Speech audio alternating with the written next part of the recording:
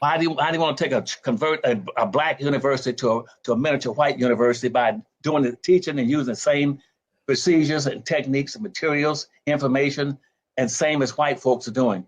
And I said, that's why right now on every black college campus, about 65 to 67% of all the damn instructors not even black. They're not even black. And I said, what are you getting upset about them cutting their money? Hell, they should cut it.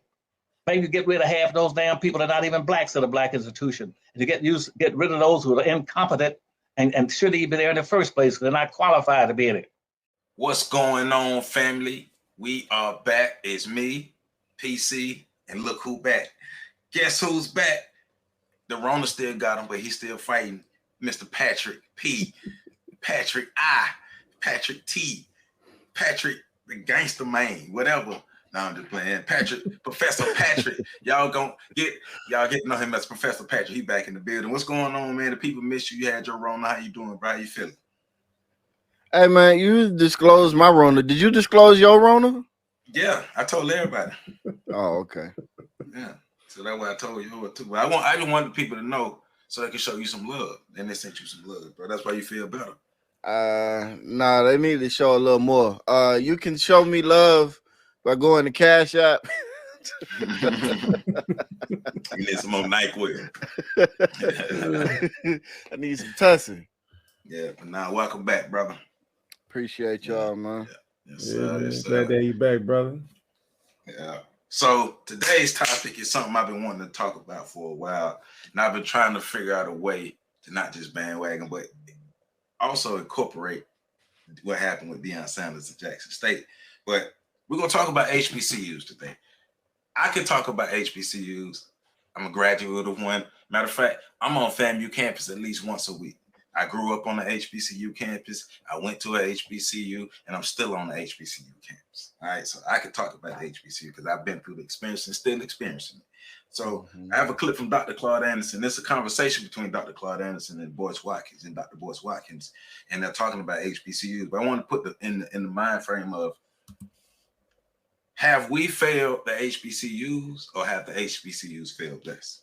Now, and I want to take some of the points that Dr. Claude Anderson is talking about and expand on them and also use them as springboards to other points as well. So we are going to talk about some things that Dr. Anderson is talking about, but we're going to use that as springboard to go into other things that we've noticed and we've experienced and at our times either at HBCUs or witnessing things that happen at HBCUs. But I have a firsthand HBCU experience. So me too. Yeah, sure enough. I partied once at change. Yeah, Pat, you did go to FAMU for a little minute. No, I went to Dell State. That's HBCU? Dell Tech. Yeah. Okay. One time for Dell Tech. Where no, Dell State. I went to Dell State and Dell Tech. Okay. Oh, Delaware State. Oh, okay. Dell. You said Dell State. That threw me off. Delaware. I went to Dell State, Dell Tech, Gotcha. FSU for a little bit, TCC, Wilmington University, and Argosy. Now I'm at CPCC. You ain't go to ICDC? Nah.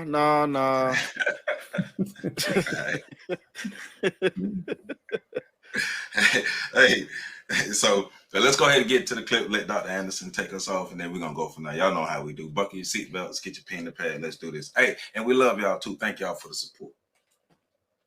I express myself in such an aggressive form, and maybe brutally aggressive just a few seconds ago, is because, see, back when I was over education for the state of Florida, and I was telling black colleges that I knew, I had meetings calling most of the education advisors and vice presidents in the universities all throughout the South to meet with me. So I was trying to tell them, you got to change your mode of operation, and started doing something now through these institutions strictly and solely for black folk. That's what you came into existence for. Now, why would you want? Oh, damn. If you've ever been on the HBCU campus, you probably get why I'm laughing, because he's talking about doing something strictly for black folk. Especially nowadays. Well, and it made me stop it so quick because from my experience on HBCUs, and not all the people, but a lot of people who are in positions of power will go out of their way to please white people, make white people happy, or to meet white standards. And I've seen that firsthand.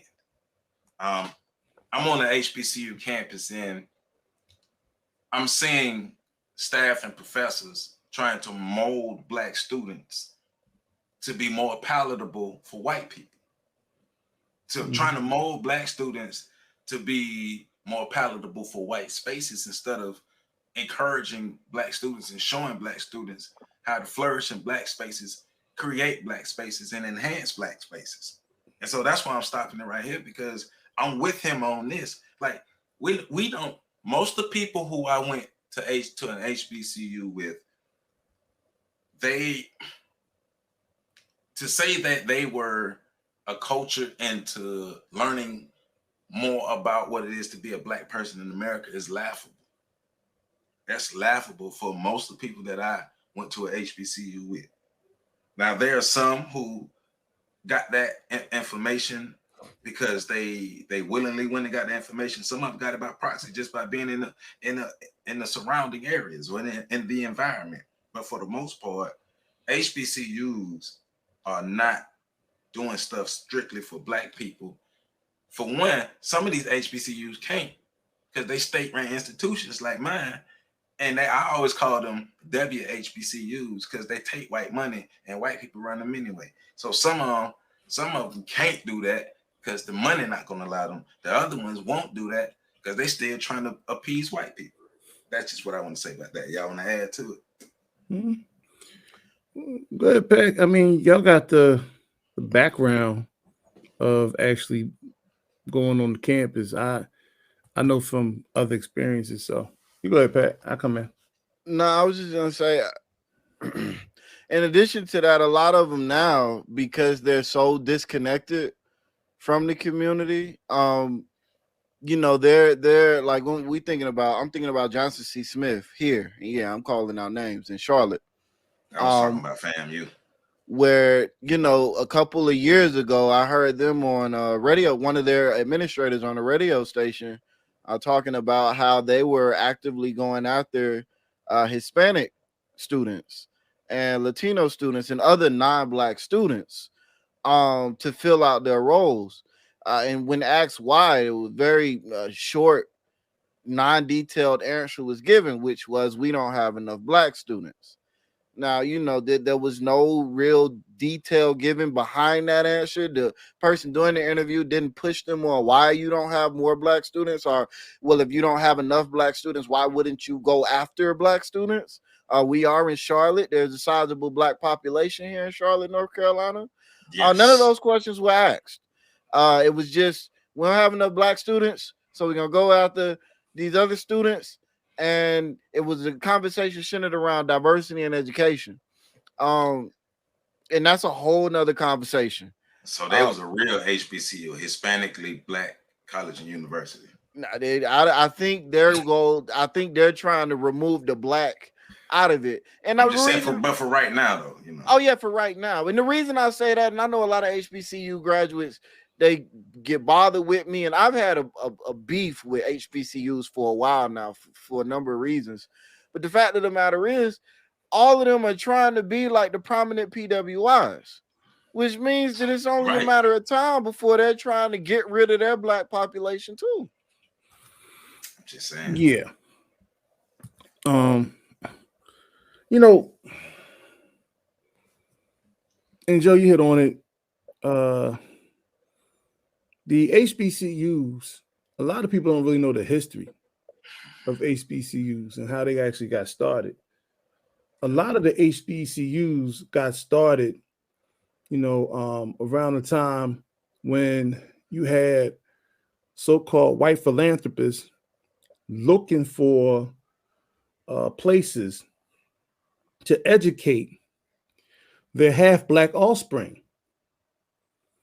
And that's where you got these foundries and foundations. And there's the story about J.D. Rockefeller's famous train traveling.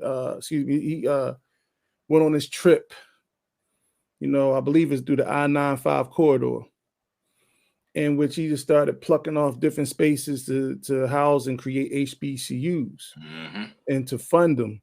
And that's why when you go to a lot of HBCUs, they're named after their white benefactors. Yeah. So a lot of these colleges, they didn't start off for the place to be a bastion of intellect for Black people.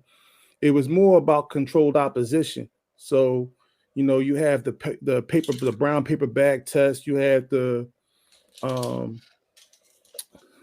whole concept around the talented 10th, all these particular notions that came. These are derived, you know, specifically and baked into these HBCUs. And so they were never institutions that were supposed to empower the Black community. Now, what I think Dr. Claude Anderson was really speaking to is, now that you have these institutions, why not blacken them? Why not use them to create a wealth, a bastion of wealth within the Black community? And I think that's one of the things that when you look at it now, the only thing the blackest thing about most HBCUs is the band. You know what I'm saying? That come out in halftime. Other than that, they have grooming academies. And I know specifically Howard University used to have a standard in which if you were in the business school, you had to cut off your hair and have traditional haircuts. And when I say traditional haircuts, that means if you had braids, if you had twists, you have locks, you had to cut those off. And the ladies could not wear locks. They could not braid their hair. They had to have sort of like manicured perms and things of that nature.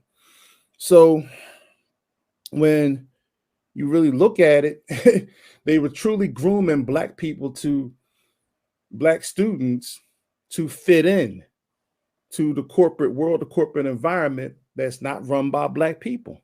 There's never been an autonomous movement. And one of the biggest reasons why is that you can't seem to find enough Black people to fund the schools to begin with. And then once the funding is there, it's always some kind of controversy with certification or money management.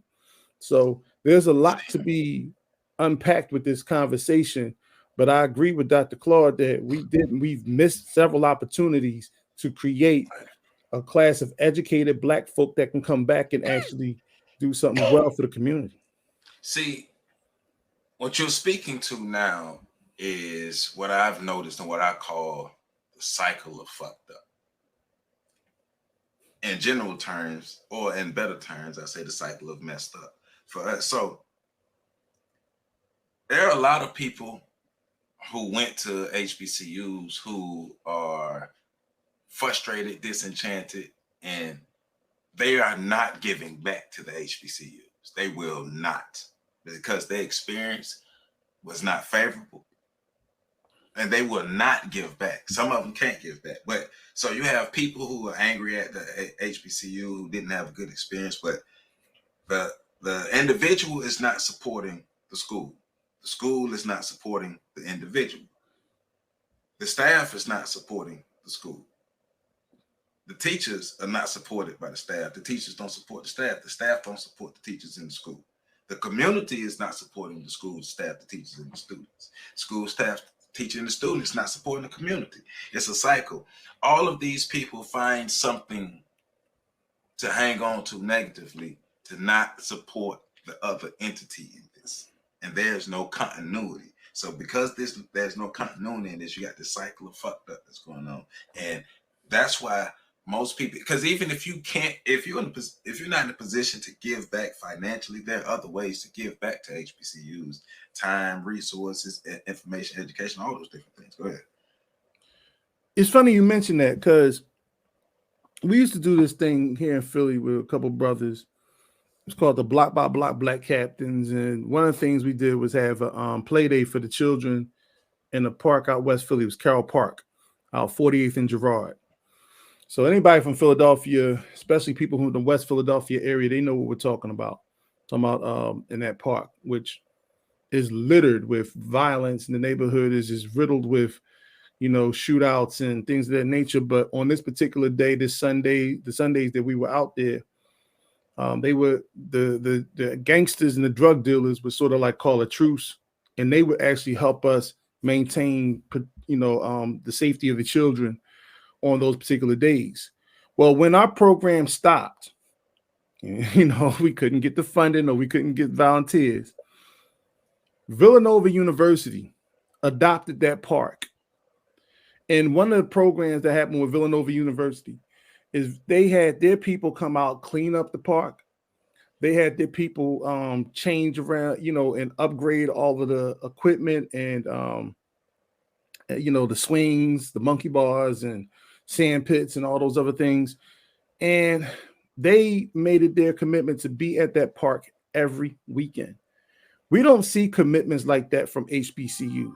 We don't see HBCUs taking their class and volunteering. And for people who just say, I hear what you're saying, Joe, about the lack of resources and the lack of civic pride. But I see a lot of people who come to the defense of HBCUs, said they're HBCU graduates, and I've never seen an empty HBCU homecoming. You know what I'm saying? So we ain't got to go that far. You ain't got to go that far. If you buy your luxuries, if you have luxuries in life, if you all your Gucci, your Louis, matter of fact, all the white name brands that you went to your HBCU to get your degree, to get a good job, so you can buy the white name brands, which is still a part of that cycle. Yeah, but you mentioned Brotherhood. And so I want to take a quick break from my regularly scheduled program because my brother Carlton Jones has a Brotherhood program that's coming up. I want to go ahead and give him a chance to promote that. So go ahead, my brother. I appreciate you, brother. And yeah, we have a program called Brothers Building Brotherhood on Martin Luther King Day on January 16th here in Philadelphia. It's an all-day event for brothers to come and it's really a networking event, but it's going to be so much more.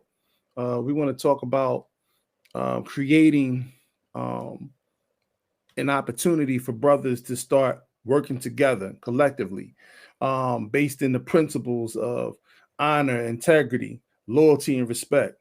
And in addition to that, we're going to talk about a lot of different ways we can start helping each other and building a foundation that's going to create a network of brothers who are actually looking to build for the betterment of the future of Black people and to be shining examples as well as participants in the rearing of our Black boys, because they seem to be a forgotten demographic and we need to put more into them and pour more into them. So, this is what this particular program is going to be. Now, it's not going to be free.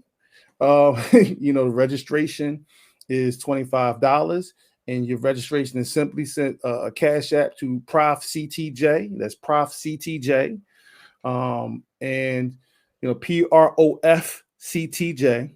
It'll be in the description, and that will allow you. So for those who can't make it, there will be a Zoom link. But we're definitely talking about this particular moment in time where we have to understand that as brothers, it's our time. And it's kind of way past time, but it's our time to make this difference and to start, creating these opportunities for ourselves. So, and I thank my brothers, Joseph Ward and Patrick Irvin, Day One brothers. And I'm looking forward to seeing a lot of other brothers participate in this event, because this particular meetup, there's a lot more under the surface, but I don't want to get into that right now. But I thank you, Joe, for bringing that up. Appreciate you. Ain't no thing. Let's get back to it. Dr. Anderson, it's on you. Want to socially integrate. When you came, because you had a specific responsibility to do what? To reverse how Black folk had been treated educationally for 365 years, where they had laws saying it is against the law to publicly educate or privately educate a Black person. And if anybody get caught teaching a Black person how to read and write, will be charged a $100 fine and 39 lashes on his backside, for being caught teaching Black folk to be competitive with whites. And they only had one university, as I told you at that time, was Howard University, was the only one that didn't come under that mandate and that public policy. Now here they come now in 1995 when Bush came into office, because all of them started trying to socially integrate. I said, don't try to socially integrate. Or what the social integration means is that whites want every Black university to be miniature white universities.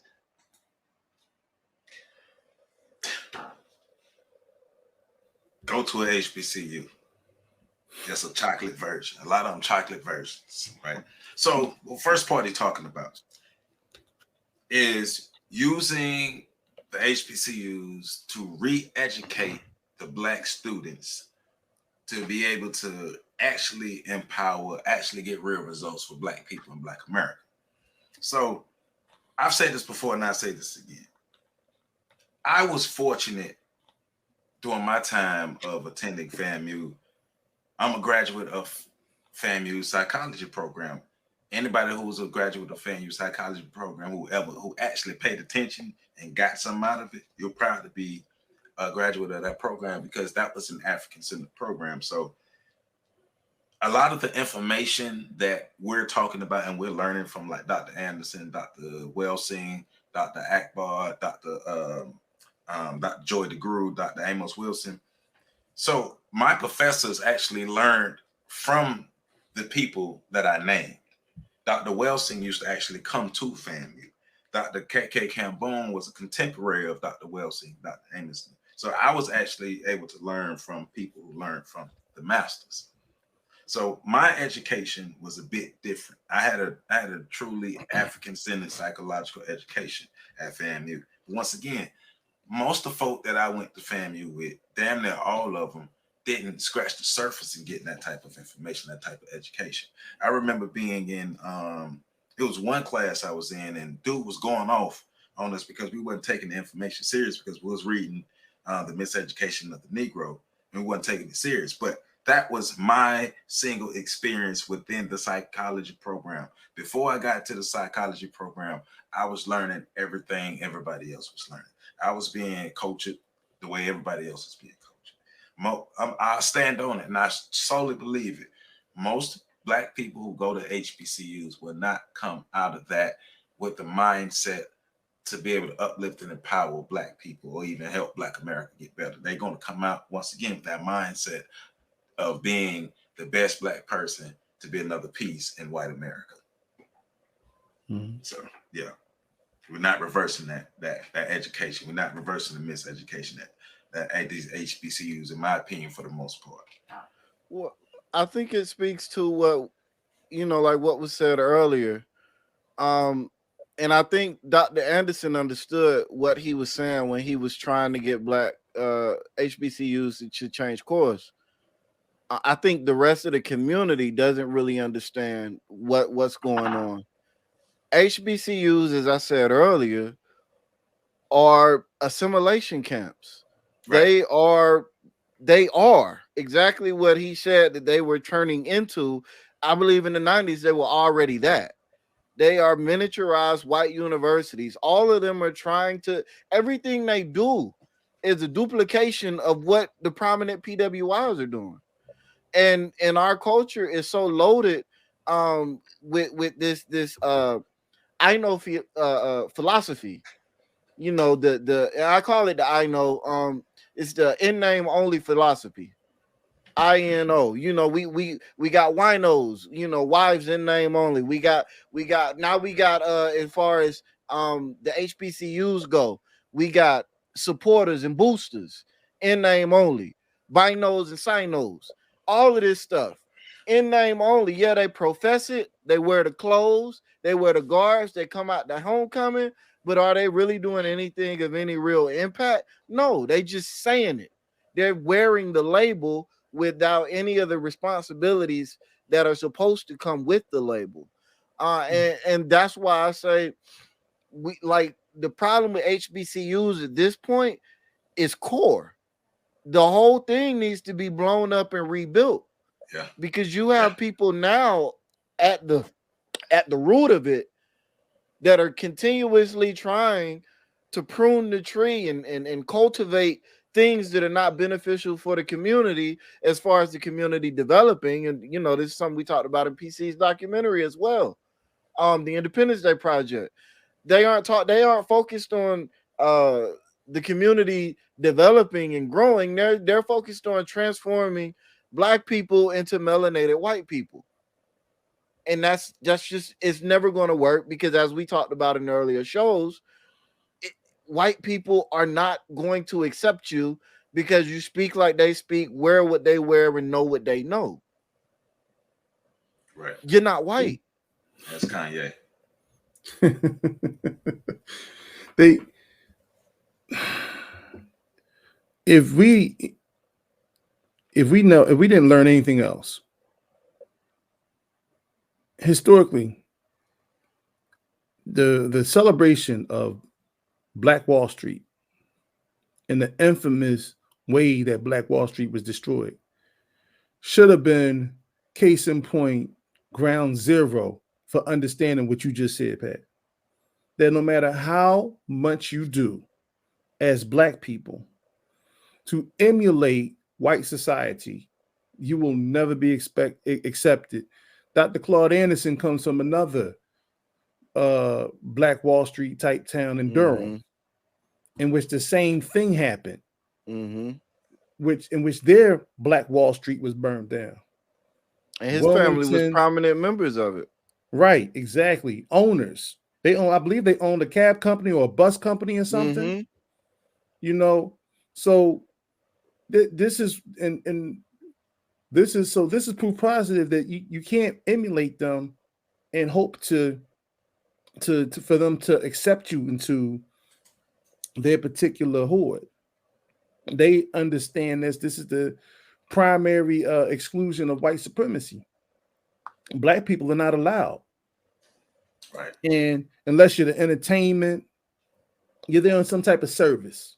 You're doing some type of service to be there. And once your service is no longer needed, you get kicked to the curb. And if you become a disturbance, you get kicked to the curb. And that's something I don't understand, how generation after generation, example after example, that has been shown. You had LeBron James, who is one of the most beloved athletes in the world, get locked up for trying to go into his own house. Wasn't it LeBron James? No, that was oh my bad. Dr. Dre, the rapper. Yeah, that was him, and that was it Skip Wilson? Oh, what's the historian name? Skip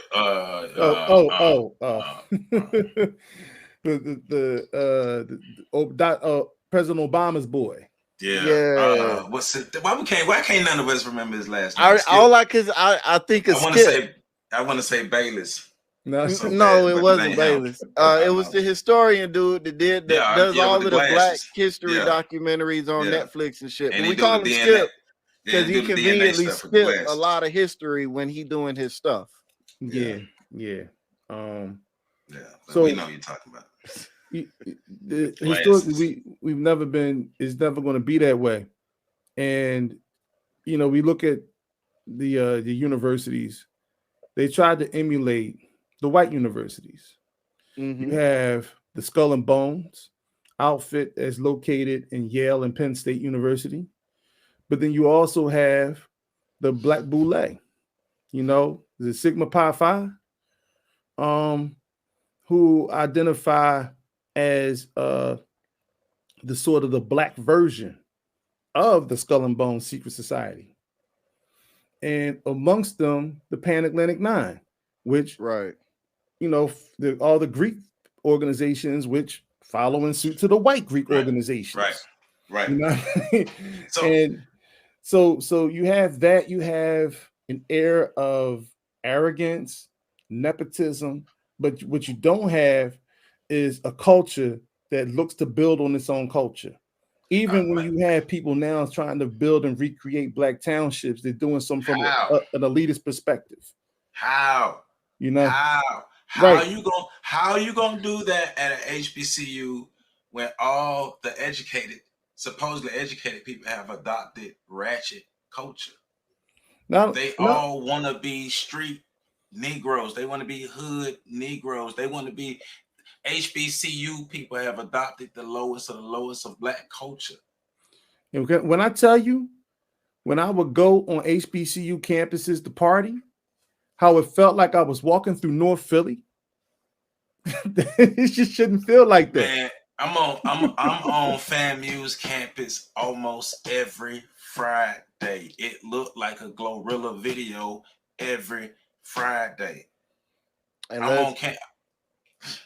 Go ahead. No, I was just gonna say, let's not even talk about the girl that made waves on FAMU campus, the girl posing naked. Yeah, the chick who, yeah, she posed naked at the snake, won the suit and all that stuff there. Like, so like, once again, and this is a component of a student / community member who don't give a damn about the HBCU. So supposedly this chick got her undergraduate degree from South Florida. And supposedly this was the code. She said that she dressed provocative. That's just who she is. So I ain't little black girl, little provocative black girl. You graduated from the white school. Why you ain't posed naked in front of the white school when you graduated, Miss Provocative? But you did that in front of the HBCU because there's no respect for it. There's no respect either way. Mm-hmm. Because no real culture is built, no real black culture, no real unified black culture is created at these HBCUs. Is there some type of culture created? Is there some type of bonds? I'm not saying nothing exactly, but nothing healthy that has come out to help us. Ninja culture. We'll say it's elitist, because, and this is something that I've been doing community work for a number of years, well over a decade. And anytime I get assistance from a educational institution, even Miss Kristen and I 3 or 4 years ago was trying to get a program set up through the HBCU here and some of the other black institutions here.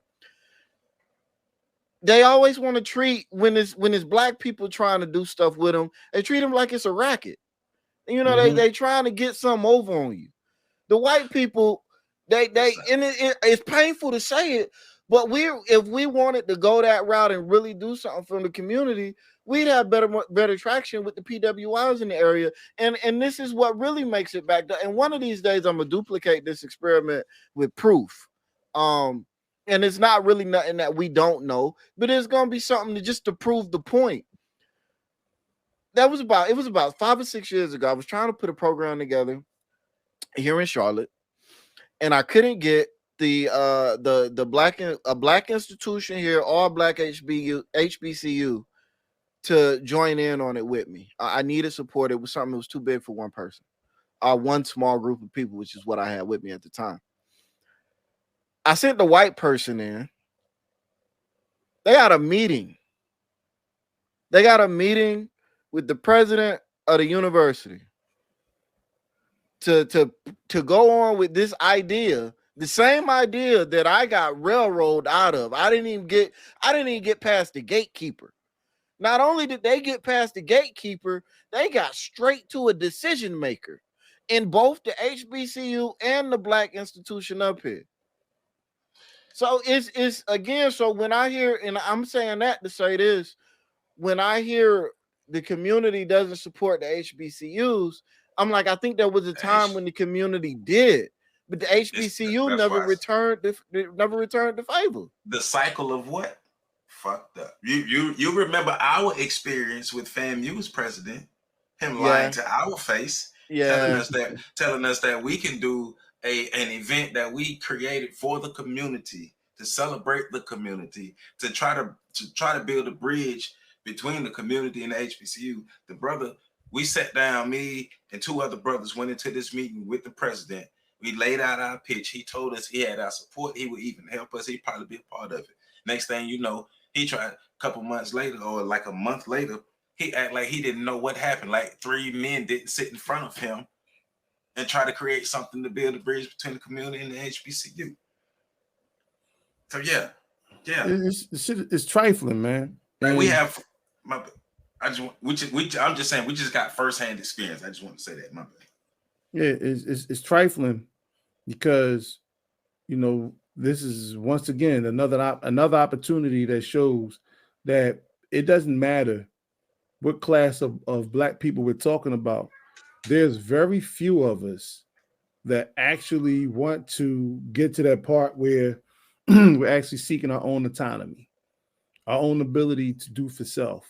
It sounds good and it sounds cute, and people can be articulate as they want with a whole bunch of word salad. But at the end of the day, when it comes down to it, you know, we get lost in the sauce because it's a bunch of bullshit. You know, Dr. Claude Anderson is one of my heroes because If it wasn't for watching one of his lectures, I probably wouldn't be in the right mindset right now to understand the urgency of the Black condition. And he I think he was in Baltimore at the time, and he just said, "Hey, Black people, we're in trouble." And he identified the factors behind Black people no longer being just a second-class citizen in America, but morphing into a fourth-class citizens behind Latinos and Asians. And then saying that we might even be a fifth-class citizen if another group decided to come to this country because we're not acting on anything that can bring us power. Hey, look. It's hard to be self-sufficient when you are, not only are you 100% dependent upon the system that you say oppresses you, but you're not even trying to be self-sufficient. So yeah. Facts. Why do you want to convert a Black university to a miniature white university by doing the teaching and using the same procedures and techniques and materials, information, and same as white folks are doing? And I said, that's why right now on every Black college campus, about 65 to 67% of all the damn instructors not even Black. They're not even Black. And I said, what the hell? What are you getting upset about them cutting their money? Hell, they should cut it. Maybe get rid of half those damn people that are not even Blacks at a Black institution. And to get rid of those who are incompetent and shouldn't even be there in the first place because they're not qualified to be in it. And secondly, and more importantly, here come Bush up here made and approved this for against Black institutions, saying this, that anytime, now watch this now, listen carefully now, anytime a major white institution under integration, anytime a white institution gets at least a 21% Hispanic enrollment, that school is now eligible to be qualified as a minority equal to Black universities and go into that historical Black college pot fund and have an equal chance to pull any money out that's set up there for Black folk in the first place. So not only we're going to set your schools up and structure your schools in a specific way to where the majority of your students come out, don't even try to challenge white supremacy, right? We're going to make sure that we encourage as many non-Black people to go to your HBCUs as well. And your programs, a lot of your programs that do well, a lot of the non-Blacks are in those programs. If you want to find the non-Blacks at a lot of HBCUs, go to the STEM programs. Go to the pharmacy program. Go to the medical programs. Maybe not business, maybe so, but go to the STEM stuff. That's where you find a lot of the non-Blacks, right? And so we're going to have a whole bunch of non-Black people infiltrate your HBCUs. And then we're going to take advantage of the same thing that you guys can take advantage of at HBCUs by inviting at least 25% Hispanics to come be a part of our university. So either way, we're going to give y'all something that we can benefit off of in the long run. Checkmate, we win. Because y'all not trying to be self-sufficient. You all going to keep depending on us, well, we going to keep setting y'all up to fail. How about that? Educated people. Yeah, this is the exact opposite of affirmative action taking place. And I know because I work at a school that actually gets HBCU benefits because it has a large Black and brown population. And so being ignorant to the politics, and it's funny because I think me and Pat was talking about this the other day. As Black people, we see the political world as children. Our politics are not the issues that we're talking about right now. Our politics are not talking about who's in STEM, putting our children in the STEM. We talk about it, but we don't really do it. Our politics is not talking about, creating an environment that's beneficial for Black people outside of the minutia throughout the electoral politics season. Our politics are more like mommy daddy issues. So we don't really see the importance of the grown-up politics that go on, like where this money is going, where this funding is going, how the funding is generated, what policies or what backers are, creating these particular policies. We're not even following them through the ebb and flow of Congress. right? For when they become policies and when they become laws. And we're not even worried about none of that stuff. We have mommy daddy issues. So now it's all about the relationships issues, the high value man versus the passport bros versus the, you know, black women who don't need anybody because they're single, strong, and educated. And that's where our politic is right now. And if you go on HBCUs, those are the things, those are the ones that people get their juices boiling for the debates. I think there was a movie clip that was going around about Denzel Washington teaching at an HBCU. And he was trying to offer a seat to a young sister, and she turned that into a political feminist debate with him. That was in the movie clip. Right, it was a movie clip. Yeah. So, you know, but that, I believe that's consistent with what's happened at these HBCUs, you know, in terms of the level of politic and political interest that we get involved in, instead of understanding how politics work. That will let me go. I'm not to cut you off, my bad, right. But let me go ahead and help you out and help you out. You ever seen politics on the HBCU campus? Nah. All right. I saw film The Great Debaters. you ever seen like the idea of the political structure, or just even people running for student government and how the whole I've seen that. And so okay, so you know the same way you engaged in politics when you were in elementary school, when you it's a popularity contest. It's the same. So whoever got the best food, the best signs, make the most noise, throw the best party, have the most food, you know, the girl, whoever she looked the best, have the fattest ass, you know, that's who gonna win. You got to be popular to win. It's not about the issues. There's no real politics. It's popularity contest. The same way we vote as real people, as adult people in real life, for the bum ass Democratic Party. Shit, so, you need one of those like explosive GIFs right now, because you just blew the fucking water off that. You blew the top off that. Look. When I was at FAMU, and matter of fact, I said it just a couple months ago. You can ask my supervisor. We were walking through campus. It was a Friday. We on campus. I'm always on FAMU campus. We're walking through because I'm doing HIV testing, doing my HIV/AIDS outreach on FAMU campus. So we're on campus, and it's political. We just walking by the tables, looking at the signs, picking up the food, picking up the candy and stuff like that. And it's not about the issues. It's not about putting somebody in place. It's not about getting into the practice of actually being able to use politics as a force. It's a popularity contest, the same way we dealt with politics when we were in elementary school, which is the same way we deal with politics as adults, which is an issue. But that's why I said the whole system needs to be. I don't believe you can salvage it, because one, we would have to start talking to, like he said, unqualified individuals. And a lot of people, the moment you say something about qualifications, they start thinking about educational credentials. Mm-hmm. And in a system where you building a new educational base for a community, nobody's going to have the proper educational credentials to do what needs to be done. So you gotta qualify this person or these people in a different kind of way. And nobody's having that conversation about, well, what does it mean to be qualified to do something that hasn't been done before? You know, but even to the point you made, it's funny because I hang around a lot of politically aware people, right? And we have these conversations all the time, right?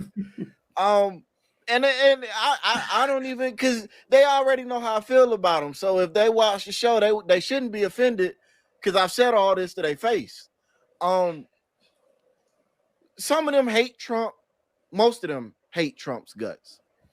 Some of them love Trump. They would love to use his semen as liquid for their cereal. The interesting part about both those positions is that neither one of them can give you a policy decision why. Mm-hmm. Neither one of them.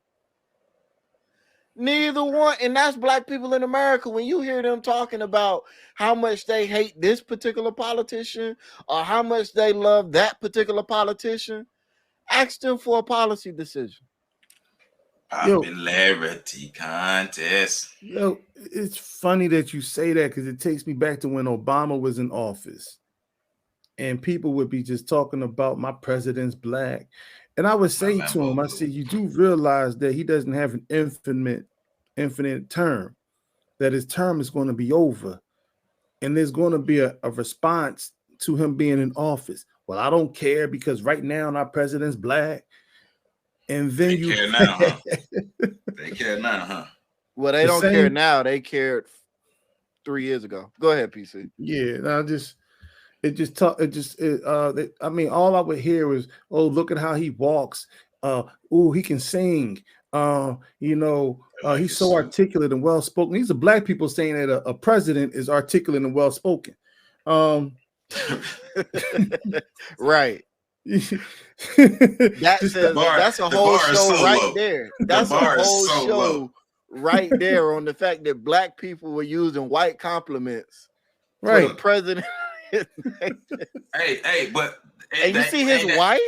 Oh my God. What we learned at HBCUs? Look, Michelle came to FAMU. They sent Michelle to FAMU to help secure the black vote. I was there. I think she came twice. I was there. I was there for all the game days. Every time ESPN came, I was there. Every time presidential stuff, I was there. Hold on, Joe. I had a question. Mm-hmm. When she came, did anybody accuse the Obamas of pandering? No. I'm just, no. Just curious. No. But but let's let Dr. Anderson continue. Then you already know how we do. So if you talk about $2 billion, why would you let's put $2 billion there and here comes a white institution and take that away from you? White folks think you are stupid for doing it. And so do all the other groups. And now you got Harvard University, all these elite institutions now demanding that they remove any racial quotas there to help black folk, to give black folk kids any preferential treatment. These are Asians coming in saying that, and saying now that we want all references to race removed from the white institutions so they can't get any scholarships or any money. But any white who wants to go to a black institution can go to any white institution and be classified as a minority and go in and clean the whole damn count out. Because the white male is a minority. He's a minority. White women are a minority in those black institutions. They're totally politically, educationally incompetent. And I always want somebody to go out and march and sing, "We shall overcome." You can't be that. You can't think past that a quarter of an inch. Start thinking deep and start understanding the nature of the problems, then you can resolve them. Quit messing around with the damn symptoms and look at the causes of these problems. And so I don't look straight up. I mean, he wanted to curse. It's so bad. But the energy he on, the same thing I'm on. Because look, man. So let's talk about the community as well, because we're talking about HBC and we're not done. Let's talk about the community too, because the community piece is so important. The community only show up for the fun.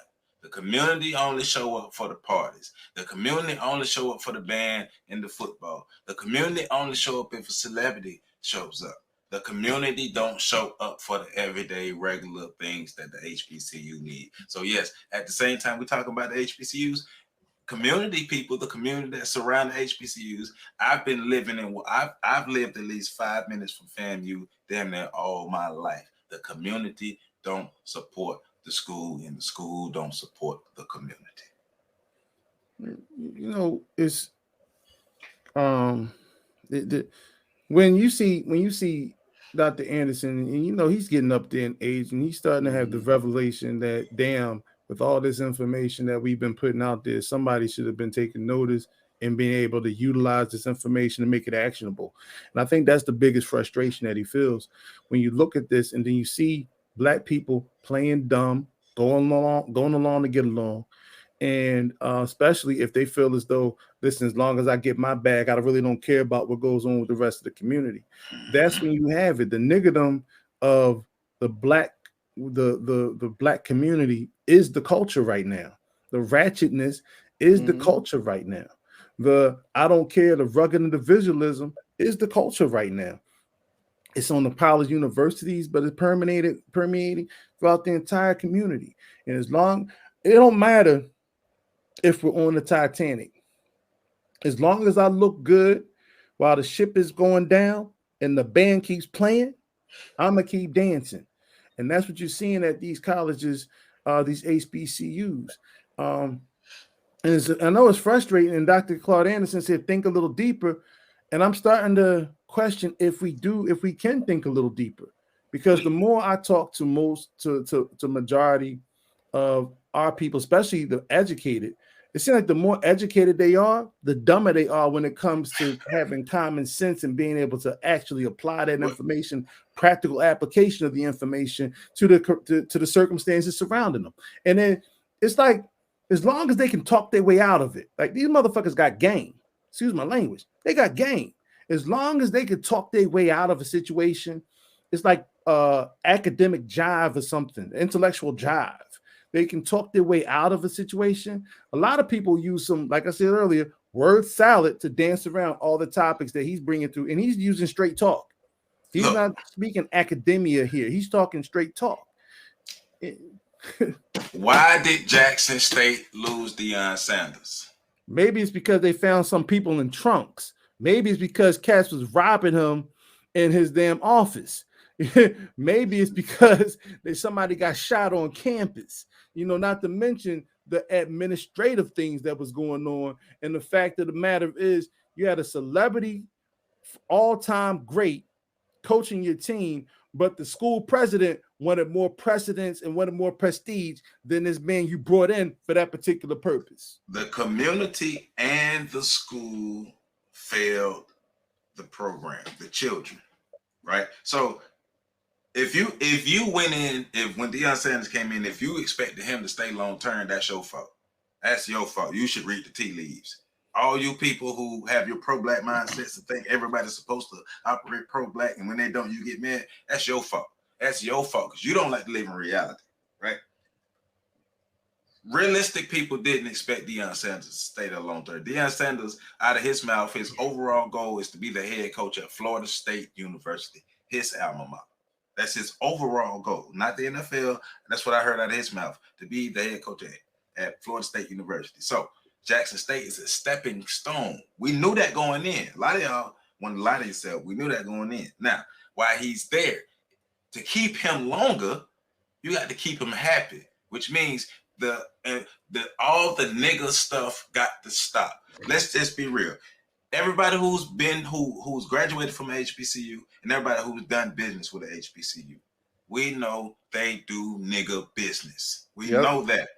How many 90% of the people that I went to school with, and 90% of people that go to HBCUs, probably 95, all complain about goddamn student financial aid. Why? Money. You know how many times in my lifetime, I think I can count maybe at least 2-3 times in my lifetime I can remember, especially just at FAMU alone, staff getting arrested for stealing money from the students. Bro.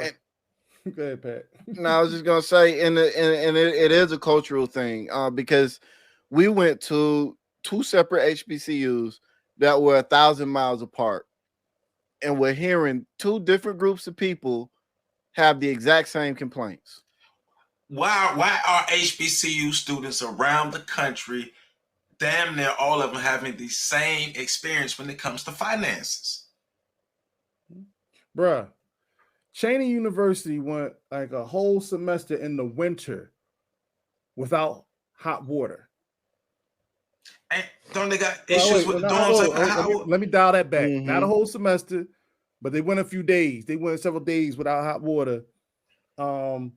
And broken waters, broken water heats, bus pipes, things of that nature.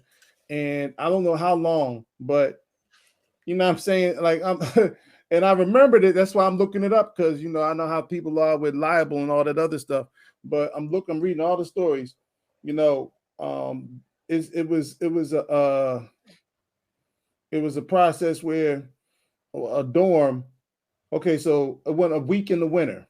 A whole dorm went a whole week in the winter. Now, I'm not saying it can't happen in other places, but this stuff is notoriously happening at HBCUs and the mismanagement of funds and the dilapidated facilities and not being able to keep it up and a losing of the certifications and all this other stuff. You got Dr. Claude Anderson. And like I said, I can't, Brilliant, this elder, this Baba, he has one of the few things we actually can work from. He has a think tank that he started, the Harvest Institute. You know what I'm saying? We talk about think tanks. He has a think tank that dove into a lot of issues. So you would think that the faculties, not just the faculty, but the administration of HBCUs would take heed to what he said. Hell no, because it's not white sponsored and white stamped. Hell no. Look, I know personally, and in this one, I'm not going to throw out names, but I know HBCU vice presidents and administrators. And hear me when I say this. I know more than a handful of them. Not a single one legitimately gives a damn about the community. Not a single one. Right. And I'm talking about these are people that I know. And then you just look at the administration of HBCUs all over the country, and it's not hard to figure out that it's not a whole lot of them that do give a damn. I'm not saying none of them do, but I'm saying they looking a lot like the police force right now.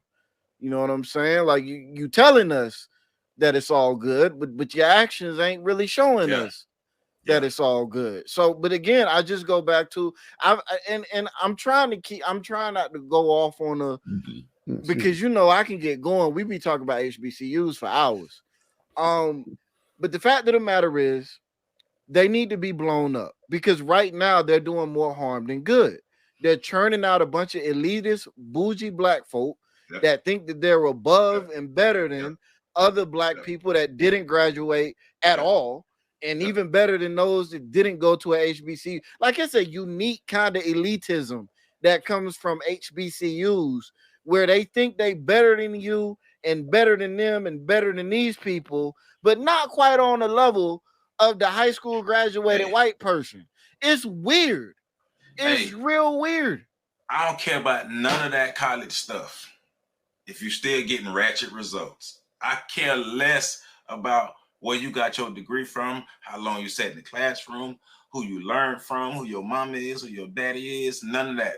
If you still getting ratchet results, you don't go to an institution of higher learning to still get damn ratchet results. But ratchet is the state of our culture. Like you said earlier, we are defined by the lowest common denominator. They determine what's cool, what's hip, what's in touch. How you got rappers out here that's getting $24 million diamonds implanted into their foreheads and then jumping into a crowd and getting them ripped out of their foreheads. But this motherfucker is the role model for the kids in college. Look, when I was the Men of Strength program, the sexual violence prevention program that I used to do for up on FAMU campus, it used to piss me off. Oh my God, man! We're having conference. We're putting on events, having spaces to where we can, as Black people, talk about ways to better prevent sexual violence in our city, in our community, on this campus. 5 people show up, 10 people show up, or the people their teachers made them show up. Oh, but it's a party on the other side of campus. 1,000 students. Somebody's showing up for a concert. 1,000 students. Somebody rapping. The community and the school have both adopted ratchet culture. The community has brought it into the school brought it into the community. And that's what we celebrate. Even on the college campus, outside of the convocations and certain things when they doing their bougie stuff, when the HBCUs are not doing the bougie stuff, they're doing the ratchet stuff. And the ratchet stuff really controls the majority of the culture at these HBCUs. So the question becomes, because we got 3 big problems in the community, right? All of which should be solved on the college campus by instilling critical thinking and other skills into people, but that's not what's happening on HBCU campuses. And I know a lot of let me caveat that before I even get into this. I know a lot of HBCU graduates are going to say, well, HBCU graduates are doing this and doing that and doing this and doing that. Yeah, you might be doing extremely well for yourself. But when we look at the conditions of the community as a whole, so let's stay at that. Look. I do stuff for HBCUs all the time. I'm not going to sit here and say monetarily a lot because I'm just getting my money up, but I did what I could. The resources and the services that I could bring to HBCUs, I've been bringing to HBCU campus for over 13 years. I've been doing things to try to help improve HBCUs, whether it's through just a community service lane, whether it's through a HIV/AIDS prevention lane, whether it's through a sexual violence prevention lane. And I still can recognize that what I've been doing isn't enough. Well, I can still be honest with myself. It hasn't been enough because there's not enough of us doing these things. Well, and I agree with that, but this is where I say, again, these people might be doing well for themselves, but in terms of the community, and that's where we got to be honest about accountability. And that's something that a lot of people don't like to deal with, but we got to deal with that. But there are three problems, the way I see it. One, all three of them, the community is in love with these three things. It's got to be fun, it's got to be easy, and it's got to be fast. Mm-hmm. And all three of those things are the enemy of any sort of long-term progress. Mm-hmm. That's why people implanting $24 million stones in their face is popular, because he's fun. Rapping seemed to be easy, and everybody think that they're gonna be a millionaire rapper overnight. Man, you got it's too many of these college students who want to be rappers nowadays. Or video hoes, or athletes. They think, well, I'm sick with it. They don't want to go to practice. They think they AI or some shit. Don't but forget. They want to. Yeah, like, so OnlyFans and IG models and right. But this is the culture that you expected Deion Sanders to stay in. Yes. Well. Because he's supposed to be like the rest of the niggas. No, because he was supposed to be the savior. He was supposed to save HBCUs from the stuff that they wasn't doing before he got there. Which is impossible, and it's an unrealistic expectation. And once again, you don't put that all on one person.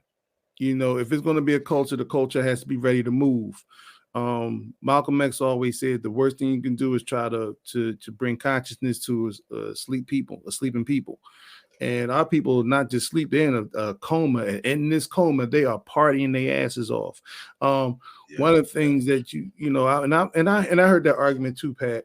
Oh, well, this person's doing this great thing, and this person's doing that great thing, and we're doing the thing. I'm like, listen, when one of the biggest issues in the Black community for the last 15 years has been, actually longer than that, but it's been discussed more, as gentrification. And when you look at gentrification, you don't see no big announcements. You don't see any leaders and spokespersons out there in the community doing this, that, and that. You might be able to catch an interview. This the first sign. You know what I'm saying? But what you normally see, white girl jogging. No, what you normally see is the changing of the infrastructure. It just starts to happen.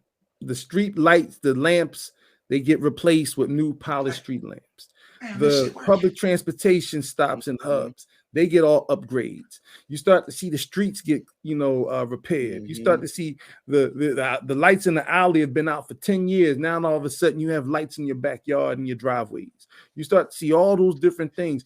No announcement taking place, but you see it happening. You start to see, your housing taxes go up, and you start to see food price, the price of food incrementally increase every week or two or every month or so, and to the point where you can no longer afford things you used to afford when you went out to eat. You start noticing your bills and things of that nature. All the things around you start to rise in price. You start to notice the gradual changes.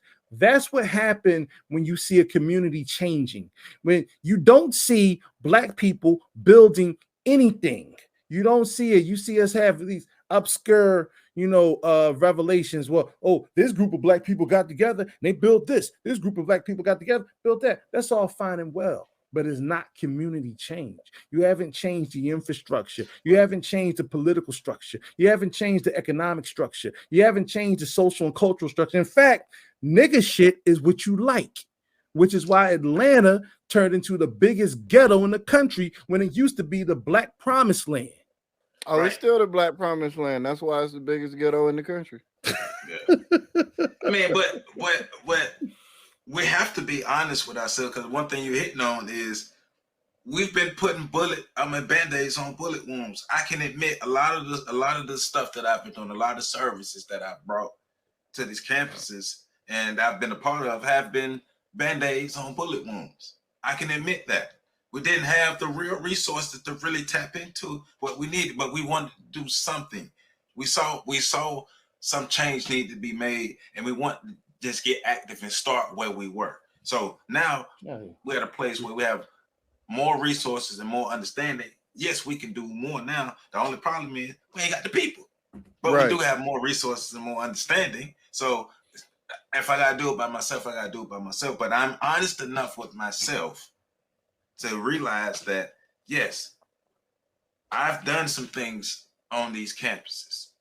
I've helped a bit, but a lot of it has been band-aids on bullet wounds. And that's where I'm sorry, PC. But no, go ahead, Pat. I was just gonna say that's where the accountability, like I mentioned earlier, we have got to, as a community, be more accountable for our community.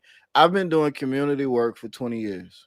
I was groomed. I was brought up. My mom raised me. Community first. Yeah. Community. You know what I'm saying? A lot of the stuff people learn from the master teachers, I learned from my mom.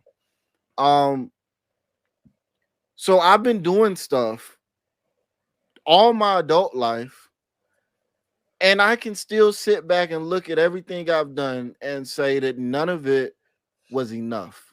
None of it was proper for what is needed. And if I could go back and do it over, there are a lot of things I would do different, because one of the things that I've learned nowadays is sometimes doing nothing is better than doing something. And sometimes it's better to network and grow an idea than to just jump out there and try to do an idea that you don't have the resources or to know how to do.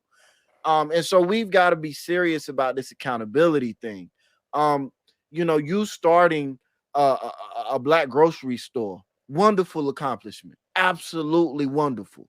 If it goes out of business in 6 months, what did you do? Mm-hmm. And those are the hard questions and the hard realizations and self-assessments we got to make. It's not enough to just say I did something. What was the long-term impact of what you did? Just real quick, one of the harsh realities about that, though, is yes, you may create a grocery store in this community, and yes, this grocery store may be able to feed some people. And let's say this grocery store can last in this community for about 20 years, but this grocery store still won't solve the hunger and the poverty problems unless the community can build upon what comes from that and really get at the root of the issue. But if you just leave it at a grocery store, it's not going to solve the issues. And this is what college is supposed to be teaching. Well, it teaches, it's just Black colleges aren't teaching Black people to do for self. Black colleges are teaching young Black people to integrate into these particular positions, but also maintain your inner Negro or your inner nigga so that you can still be ratchet on your off time. So when you're not at work, you can still do ratchet shit like show up at the turkey hut with no clothes on, or twerk at a famous, a brand new restaurant while you have families and things of that nature there, or conglomerate of Black people meeting up for spring break or whatever, and just turning up anywhere they are. You know what I'm saying? Or you kind of like posing nude on the campus in front of the statue on the middle of the campus. That too. Yeah, because it's is no longer, and that in itself is not about the community, it's about the individual. And this too is another problem with you know, because we've all done our individual work and we've all tried to even be part of other collectives that was just focused on individual fame and things of that nature. But you can't do it by yourself. It's too many people seeing you do it and like, okay, it's cool. Joe got it. It's cool. Pat got it. It's cool. I can be over here and fuck this time off and this, that, and the other because they take care of it. I saw it so much in my neighborhood working with children on my block, the block I live on. People saying, I love what you're doing. Keep up the good work. But when you ask them to contribute to it, they don't have anything to say, nothing to offer. And they get mad when you say, listen, I'm taking this out of my pocket. What do you have to spare? Oh, I don't have anything. Well, that Jack Daniels you sipping on costs a couple dollars. That Hennessy you sipping on costs a couple dollars. How about go a week or two without drinking that and give it to the children? Look, if you can't contribute financially, find another way to help. No. Fuck that. Excuse my language. I'm tired of people trying to find another way because they've used their money, as Pat said earlier, financially. This is how other communities do this. No, but we dealing with special people now. So let's be real with who we dealing with now. And I'm saying this because those who have the means to give financially, your ass need to be giving financially. If you don't have the means to give financially, find the best way to give. But if you have the means, give back. But you know. Hey, listen, man. You know when Obama was running for president, one of his biggest campaign contributors was a group of people who just donated $1 to his campaign. Now, that's not where all his money came from, but, you know, they made a couple dollars. You know what I'm saying? When we went to the Million Man March, and what was it, 1995? Mm-hmm. Everybody had to take $1 and push it to the front. So like $1.6 million was raised that day. Now, I'm not getting into where it went. But so basically, you're saying we can do it. We just be bullshitting. Yeah, I mean, we raised money on chicken wings and cigarettes and malt liquor and other bullshit. Here's the truth of it. You know, they could actually cure hunger in Africa if they actually used the $1 a day that they was getting from all the people they was getting it from. You know, but look, and this is the power of numbers. You shouldn't have to do it all by yourself. If you got 5,000 people, each willing to give you $5, that's $25,000. Mm-hmm. What, you know what I'm saying? Like, what are we talking? But I think the problem we have is, again, this goes back to the culture thing, and this goes back to the assimilation thing and the viewpoint perspective thing.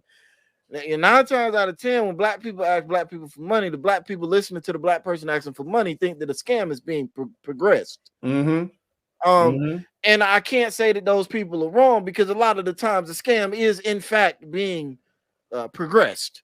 Umar Johnson has a well-known and well-established scam running at this point. That's still collecting money for him. 10 years in a row. So, but this is where I go back to, like, this is community again. Community. Everybody is paying the tax for somebody else's fuck up.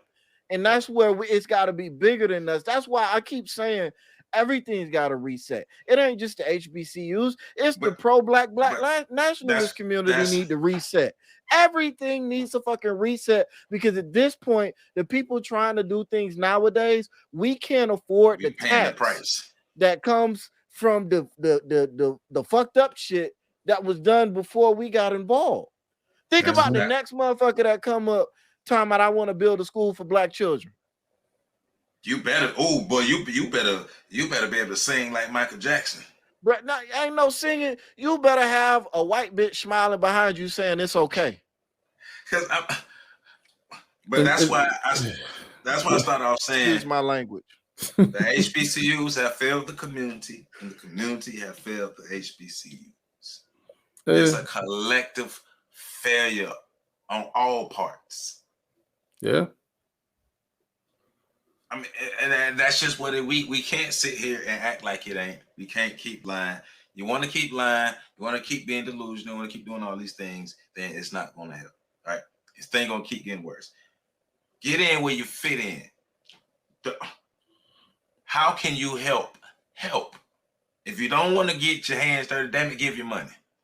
If you can give money and get your hands dirty, do that. But not just for the schools, but for your community as well, because they both are suffering. And remember, the communities around the HBCUs be some of the worst communities around the schools.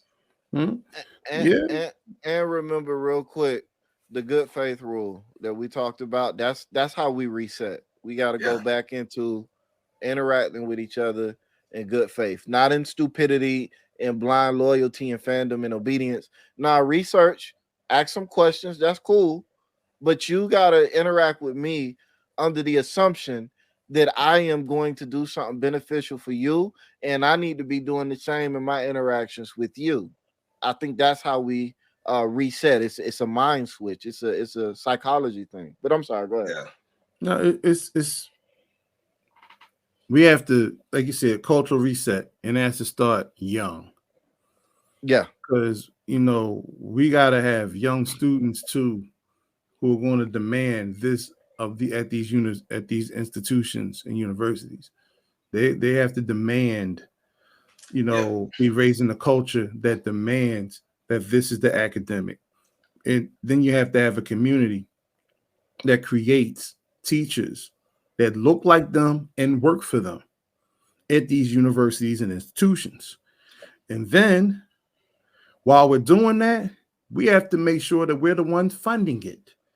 And our politicians, the ones that since we, black folk died for us to vote. Well, so when you vote, make sure you put it on your local politician, your congressman, that that money still goes to the HBCUs, and if it doesn't, they don't get reelected. And parents, family members, communities that these children come from. Oh yeah, and if they want to take down statues and shit, how about renaming these institutions after proud African Americans in this country? And the halls that house those institutions. You can stop that. They're not gonna do that. Yeah, you can stop that. Yeah. Hey man. I mean, wishful thinking. I'm with you. I don't even think black people want that. Yeah, nah. They will fight you. Try to change Spellman name. They gonna fight you. Look, I got turning all these sweatshirts. I say it all the time. I went to a WHBCU. FAMU is white funded. It's a publicly state funded institution. I say it all the time. But look, what I was gonna say. Parents, community members, family of these children, stop sending your children to college unprepared for college. I don't give a damn if you ain't went. Do what you need to do to get your children prepared to learn and stay on your children, stay on the academic. That village, how we always talking about it takes a village to raise a child. Well, that village needs to continue with that child throughout college, right? And that village, and there need to be villages at the colleges for the children, not villages to prey on the children, not villages to lead the children astray. Because if you've been to college, you can get caught up with the worst of the worst, right? So we need, like you're saying, the reset is for the culture change, the actual culture change, the way we interact and exist with each other. And implementing, like you said, implementing the good faith rule. Matter of fact, implement all the codes of conduct. Every last one of them, implement them. The way we behave and interact with each other is detrimental to our advancement and our just progression as a people. We are regressing. We're continuously regressing at a steady rate, and most of us don't give a damn. That's why we're doing these breakdowns. But let's just be real. We're passionate about this stuff with these HBCUs because this is the place where we're supposed to be sending our educated people to receive a higher education to come back and help our communities. And we see that ain't happening. The system is broke and it needs to be fixed from the home level to the school level. And if we don't do it like that, we lying to ourselves. So we ain't gonna beat the dead horse no more. But one more again, my brother, tell us about your event. Hey man, appreciate it once again. Didn't mean to cover you up, Pat. But Brothers Building Brotherhood. And we're going to be here in Philadelphia, West Philly Produce, excuse me. Born and raised. 18 South 62nd Street. That's right off at 62nd and Market. and on the corner of 62nd and Ludlow here in West Philadelphia. We're looking forward to, welcoming some brothers in and that's looking to build that network so that we're not working alone. Create those opportunities for one another, but also just understand the need for brotherhood. We have been raised as Black men to not get along with one another. We find different reasons to become fickle with one another. We are trying to overcome those obstacles to look at the greater need at hand. And the greater need at hand is to secure a future for the Black community. We're the only ones that's going to do it. Nobody else is going to do it. Everybody's worried about their particular demographic and things of that nature. No, we need the brothers to get on code, to get on board here and work together in the spirit of brotherhood, in the spirit of nation building, in the spirit of cooperation with one another, and the spirit of accountability. So we're looking forward to see anybody who's going to come out. Once again, Cashapp your brother, Prof CTJ, $25.